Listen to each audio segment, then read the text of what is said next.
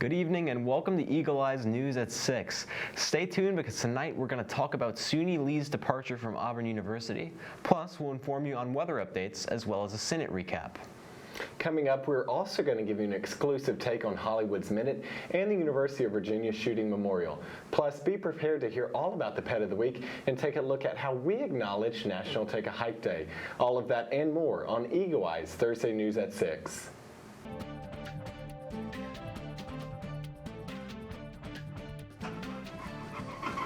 Good evening and welcome to Eagle Eyes News at 6. I'm John Carter. And I'm Joe Champagne. Auburn University is saying a hard goodbye to superstar sophomore gymnast SUNI Lee as she announced her departure from school this week. The future holds bright things in store for SUNI as she prepares to enter the 2024 Olympics. I will always be an Auburn Tiger, SUNI Lee announced. Lee will finish off her career in Auburn after she competes in Auburn on January before departing to train for a spot on Team USA in the 2024 Olympics. SUNI stated that this place will always be a part of me and my journey.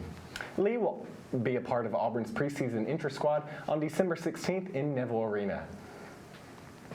If you're a consistent client of the historic campus barbershop in downtown Auburn, then be prepared to see this shop move to University Crossing Center on East University Drive. Monday, November 21st will mark the last day campus barbershop will be open. The new location will be open on December 1st. The campus barbershop isn't the only place to close on College Street. The Juice Bar and Bourbon Street Bar closed as well. Carl Cochran, the owner of Campus Barbershop, stated that we hate to leave downtown, but we had no choice. There won't be any more barbershops in downtown Auburn. They're tearing down these buildings to build condos. This new facility comes with new features that both the owner and the clientele are very excited about. The Office of International Programs is honoring and celebrating International Education Week until tomorrow, November 18th. The U.S. Department of State and the U.S. Department of Education strives to prepare Americans on what life is like in a global environment, hoping that this will inspire future leaders from abroad to come study and spread the exchange experiences. The Office of International Program tries to encourage students and faculty to ponder and act on solutions globally. To get more insight about OIP and its efforts, visit auburn.edu/international. Attention Auburn fans, if you need a place to park for this upcoming Western Kentucky game day this Saturday, listen up. Parking Services announced that some parking lots can possibly carry restrictions on the game day and the day before the game during the fall semester. If you need more clarity on where you should be parking this weekend, visit the Parking Services website. Auburn students, don't forget to get involved on activities on campus. As the semester goes by, there are more events that you don't want to miss. Involvement Ambassador Bailey Blake will give you the upcoming events and activities you can get involved with on campus this week.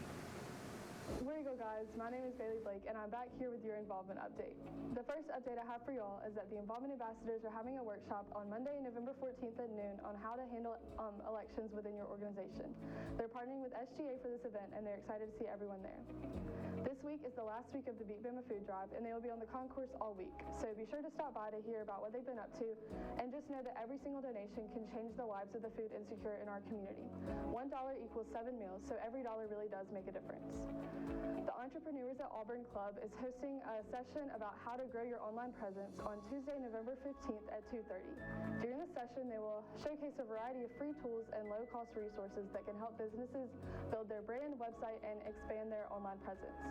My last update for today is to be sure to check out organization days on the concourse every Wednesday from 10 a.m. to 2 p.m. to stay up to date on all the different ways you can get involved throughout the semester. And just as a reminder, AU Involved has lots of information about everything going on around campus, so I encourage you all to check that out for more involvement opportunities.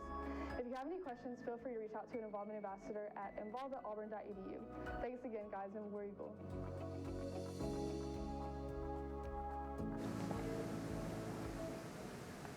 When we return from this short break, Lily Grace has weather updates for your area, and we'll discuss the Senate recap. You're watching Eagle Eye News at 6, Auburn's TV news leader.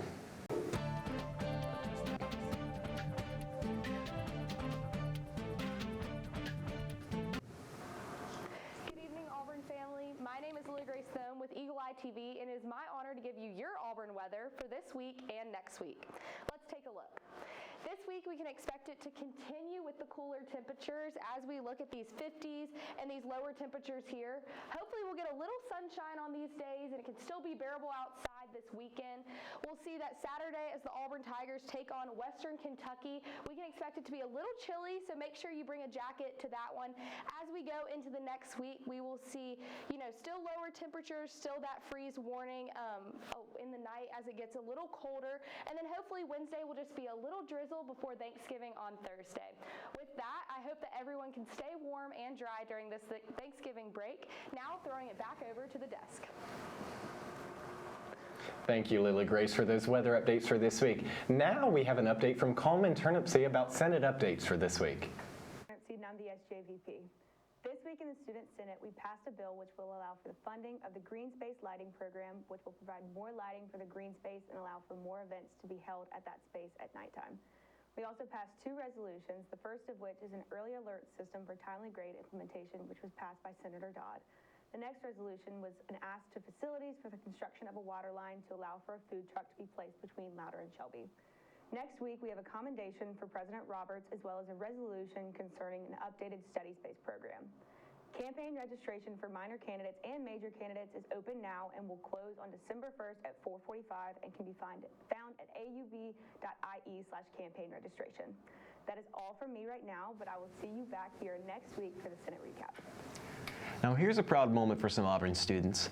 A computing canopy cover using NASA's Ice Cloud and Land Elevation Satellite 2, or ISAT-2, have been investigated and reported by a research team that includes a scientist from Auburn University.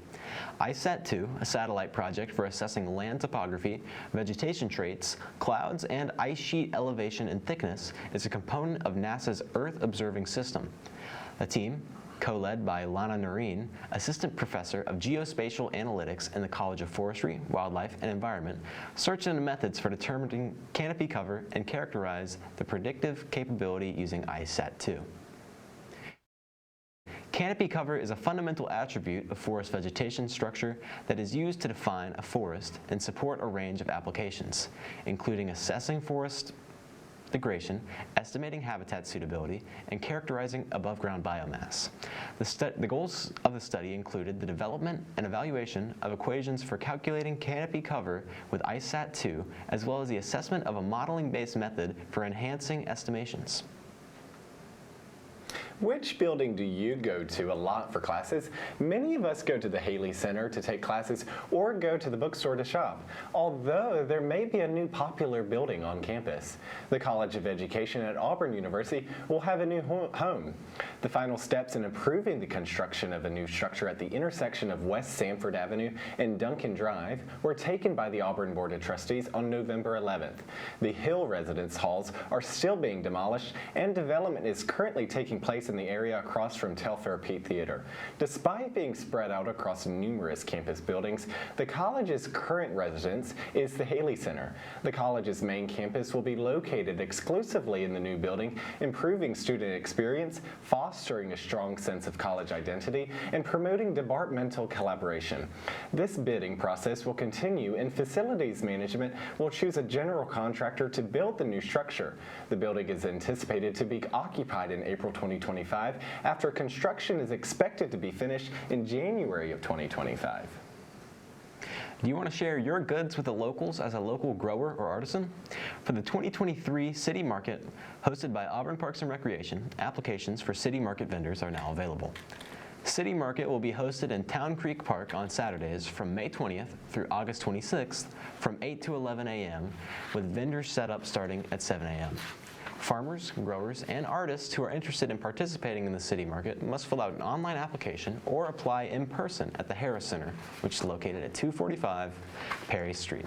For more information, including a link to vendor applications and the City Market Handbook, please visit auburnalabama.org/City Market or contact Sarah Cook, who is the market coordinator, at scook@auburnalabama.org. When we come back, we'll be talking about University of Virginia Students Memorial and a national sports update from our very own Kegan Miller. Don't turn the channel. You're watching Eagle Eye TV, Auburn's news leader.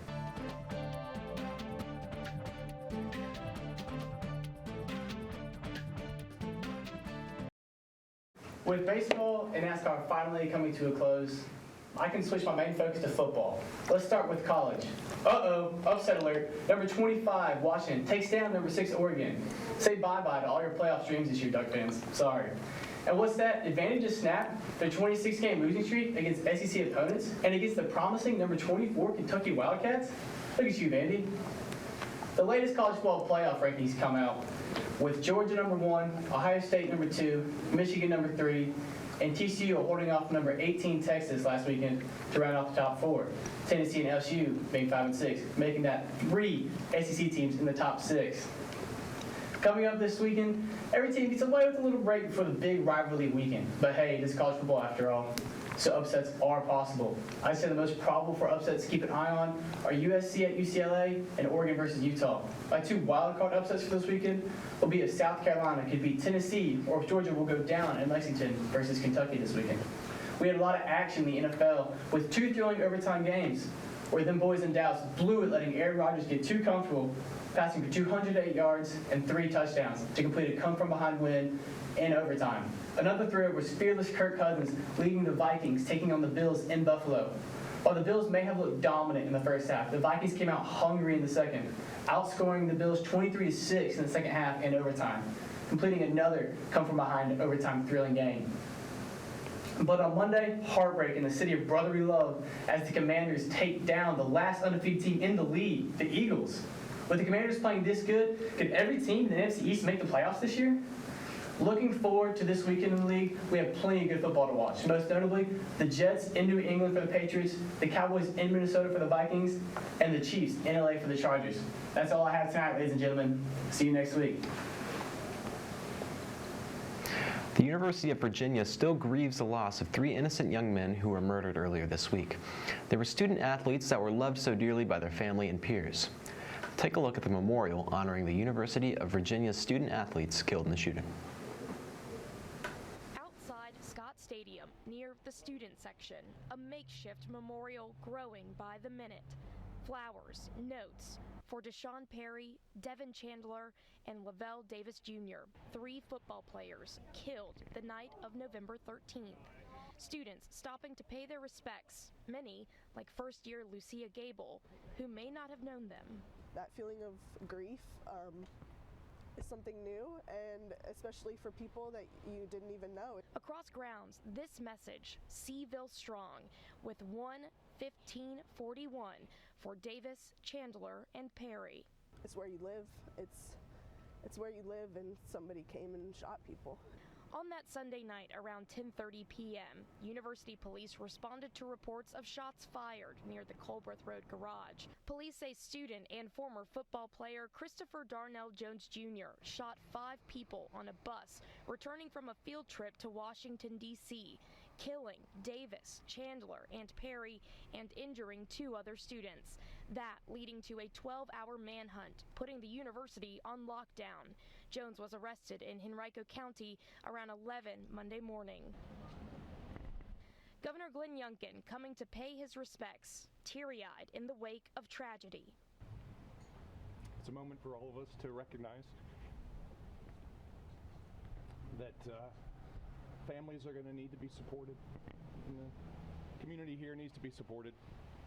It's just horrific, and I know that there's nothing that can be said.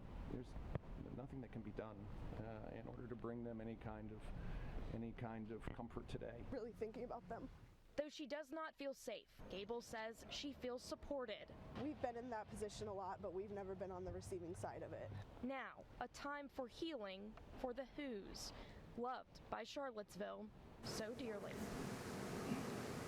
Queen Bee, aka Beyonce, tops the Grammy nominations, a first look at the next Magic Mike, and a sneak peek at the new Puss in Boots 2. Let's take a look. Beyonce's Break My Soul is up for Record of the Year and Song of the Year at the 2023 Grammy Awards. The singer topped all other performers with 9 nominations, which ties her with husband Jay-Z as the most nominated artists in Grammy history. The awards will be handed out February 5th. Why are you in London? I'm going to put on a show at this famous theater. People are numb. disconnected. We're gonna wake them up with a wave of passion they've never felt before. Here's your first look at Magic Mike's Last Dance. The threequel reunites Channing Tatum with director Steven Soderbergh, who directed the original film, and co-stars Salma Hayek. Magic Mike's Last Dance begins February 10th. Cats have 9 lives. Watch. Boss, I think you set the oven too high. Now I am on my last life. Oh no. Salma Hayek will be heard even sooner than that, alongside the voice of Antonio Banderas in Puss in Boots: The Last Wish. The sequel arrives 11 years after the original Puss in Boots. The cat's out of the bag December 21st. In Hollywood, I'm Rick Damagella. A Kenyan reporter is being totally upstaged by a very friendly elephant who loves to make people smile. Reporter Gene Moons has more. Take a look. Who isn't tickled pink when they see baby elephants? But this aspiring reporter was actually tickled and disrupting the circle of life. as he tried to shoot a stand-up for Kenya Broadcasting Corporation. World, save our wild species and provide a home. Posted one commenter, "That elephant has a nose for news." Intern reporter Alvin Kaunda told Ghetto Radio he had done 10 takes trying to nail his stand-up when the elephant's trunk nailed him.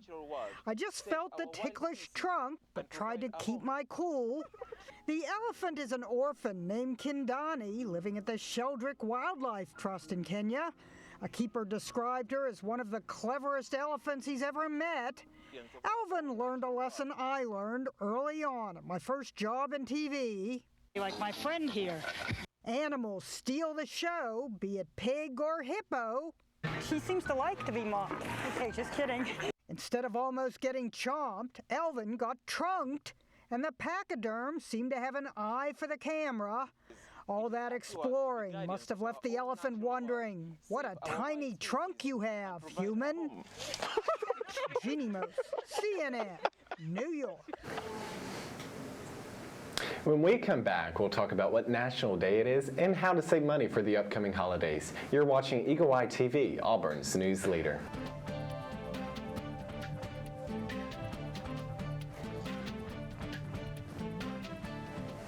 Now that we're starting to see more color changes in the trees, if you want to enjoy the beautiful views and explore nature, today is right up your alley.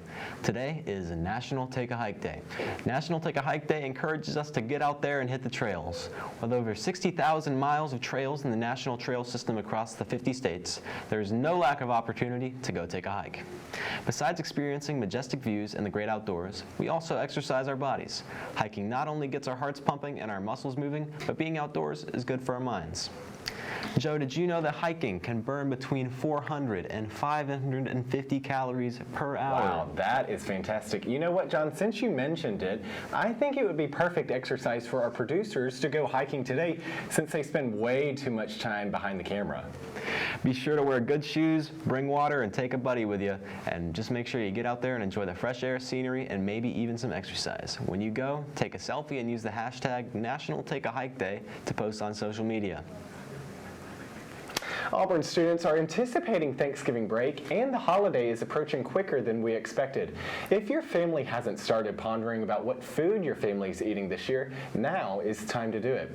It will likely be more expensive this year, but Derek James explains how to save and enjoy the holiday without gobbling up all your money. Take a look. So, do you consider this work, or fun, or both? Well, I love coming to grocery stores and discovering things I haven't seen before, tried before, and especially when I find a great deal like these. Lisa Baker has been operating savings site TwinCitiesFrugalMom.com for 14 years. I'm seeing a lot more people asking how can I save my money? How can I stretch my dollars? How can we, survive through this? The average Thanksgiving host is now spending $392 on the dinner, including drinks and decor. Baker says there are plenty of ways to cut that number down if you shop now when prices are still competitive. I've seen gravy mix for 19 cents. I've seen pizza crust mix for 29 cents. I've seen a lot of these kind of loss leaders to get you in the store. When it comes to the bird, Baker suggests going frozen for your turkey, or and maybe if you have a lot of people, make it into a potluck. Try store brands or generics. They are typically 20 to 25% cheaper than the name brand, so go with those except in the case of the 3 C's: coffee, chocolate, and cheese. We're absolutely seeing more offers, more coupons, and lots of retailers trying to get ahead and lure people in to shop at their stores, promising, last year's prices or even going beyond that and promising 2019 prices in one case. Joni Demmer is co-founder of CrazyCouponLady.com. She says the biggest Thanksgiving deal she's seen comes from the Ibotta cashback app. It offers a free turkey dinner with mashed potatoes, corn muffin mix, green beans, and gravy. If you're a new Ibotta user, you'll have to buy quite a few things, about a dozen different items, in order to qualify, and then you're going to be able to unlock these offers that will literally get you a free turkey. Baker and Demmer both say if you can stock up, now is the best time. So much of it's on promotion now that it would be wise to go beyond just planning your Thanksgiving meal and maybe even buying ahead for the next few months, because prices are unlikely to be this low again, probably for the rest of the year.